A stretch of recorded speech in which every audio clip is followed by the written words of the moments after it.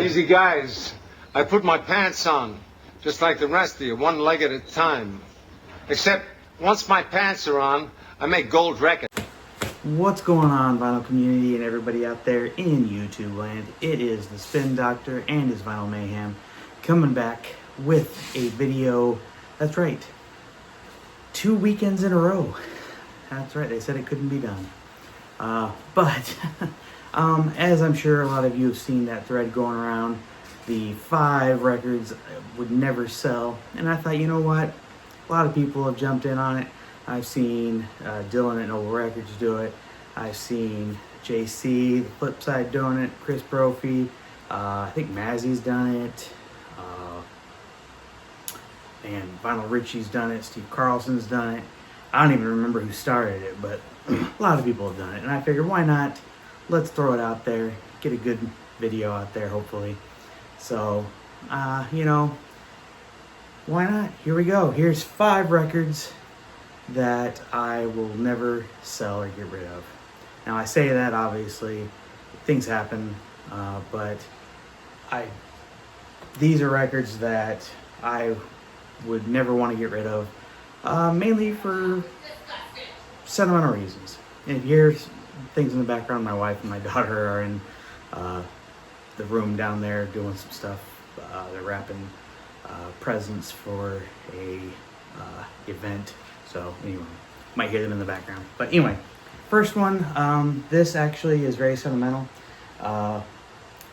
It's not of any worth really, and honestly it's not even that great of a record. But it's a record that I won't part with because it's the very first record my wife ever gave me.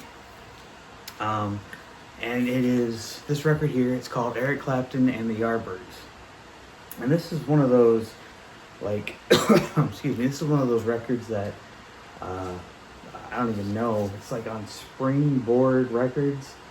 Probably one of those promotional cheap records that you could order or whatever, because like they did a lot of records like this. Matter of fact, I think the inner sleeve even shows all the other kinds of artists that did this, and they were all like an artist and like a band that they were in or whatever. I mean, I don't even know half the songs that are on this. And you wouldn't even know that Eric Clapton was on this either, because I mean, there's 5 Long Years, Pretty Girl, Louise, I'm a Man. The whole thing's live. Sound quality's not even the greatest either. But like I said, it was the first record my then girlfriend, now wife, ever gave me. She was working at a thrift store help center. She knew I was a huge Eric Clapton fan, which was something that the fact that she knew who Eric Clapton was, and she knew that he was a member of Cream. When we started dating, the fact that she knew he was in Cream and not just, you know, he's the guy that sings Tears in Heaven. Oh, she actually knew, you know, the song Sunshine of Your Love and stuff like that. It was like, oh, wow, okay. But this was in the store, and so she bought it. And this was before I was really into collecting records. I mean, I was into music, obviously, but not collecting records at the time. I had some records. I had a record player, an El Cheapo one. But yeah. And so this was the first record she ever gave me. Like I said, it's worth like a couple bucks, I think, if that. But because she gave it to me, because she knew I was a huge Eric Clapton fan, yeah, I'm never gonna get rid of this. So yeah, just very cool. So yeah. This one, I haven't even opened this record, and it's the only sealed record I have in my collection, and it's going to stay that way, just because this was something that, well, let me just show it. This is the Rolling Stones Hackney Diamonds. This was one of their things that was exclusively on their website. You could only get this. If you can't tell, this is the baseball cover. They did all exclusive covers for every baseball team because they were playing baseball stadiums at the time. And it was for a short time you could order them exclusively on the website. I don't even know how many they made. And so of course the Baltimore Orioles are my favorite team. I know you guys know that because you've seen me wear the hat and the hoodie all the time, the t-shirts. I talk about it all the time. And so of course I ordered it, and they are out of print, of course. And I have a regular copy of the album, but this was like, I want this just for display, because I know this is something that is only going to be a promotional thing, so I bought it never to play, but to just have like this. And so, and the year that this came out, they won the division. However, they did not go any further in the playoffs, but, and you look these up on Discogs, they're expensive. They're on eBay, they're expensive. So, it's cool. And so it's just one of those things that's cool to have. And so, yeah, I don't plan on getting rid of it. It's going to be a display thing in my collection for as long as I have my collection. Baltimore Orioles will always be my team, no matter how good or bad they ever are, because it's been that way for my entire life. So don't ever plan on getting rid of it. Next is definitely a sentimental record. This is my favorite Beach Boys record. This is Surf's Up. This is an original copy on the,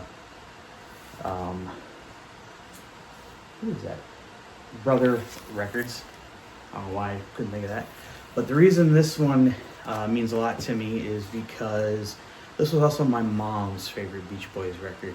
And years ago, before she passed away, when the pandemic hit and COVID hit, both my parents got COVID, and it hit my dad actually worse than my mom, which surprised us. And my dad ended up in the hospital for like 3 weeks. And because of my mom's health, we didn't want her by herself at the house because she couldn't really get around. So she came and stayed with us while my dad was in the hospital. And so I had this record, and we sat and listened to it together. And so this is the last record I ever sat and listened to with my mom before she passed away. And I'll always have that memory of us, because she hadn't listened to records in a long time. She hadn't listened to this record in a long time. And so when I showed her that I had it, she thought, oh, well, that's really cool. So we sat and we listened to it. And it's a memory I'll have. And I'll just always remember that. So this record means a lot because of that. To know that we both love this record, and to have this, it's a really nice copy. So yeah, I'm not gonna get rid of this record. Anyway, enough for that. This one right here, I talked about Billy Joel a lot on my channel, and this is my favorite Billy Joel album. Talked about how An Innocent Man is my favorite. When I was a kid, I saw this album, this record, and how my parents had the record player and cassette thing, and they would record the record onto a cassette. And we were living in Germany, and we would ride in the car and listen to the cassettes and everything. And I just always remember looking at this in my living room, just looking at this record and seeing Billy Joel sitting on the steps in an all black leather jacket, jeans and boots and all that stuff, and thinking, man, he looks cool. And just knowing every song on this album by heart, basically. And I recently came across this Japanese pressing, and this thing is it's digital mastering by Master Sound. This thing is probably the nicest record in my entire collection. It's still in the shrink. It's got the hype sticker here. It's got the Obi. It's got all the inserts. And the sound quality is astounding. The best sounding copy of this album I have ever heard. Dead silent vinyl, and just the dynamics are amazing. I don't expect this record will sound any better. I haven't heard the Mobile Fidelity, but I can't imagine it sounding any better than this. I believe this is the same as the Half-Speed Master, but because of the fact that it's on that Japanese vinyl, I have a funny feeling that this is probably better.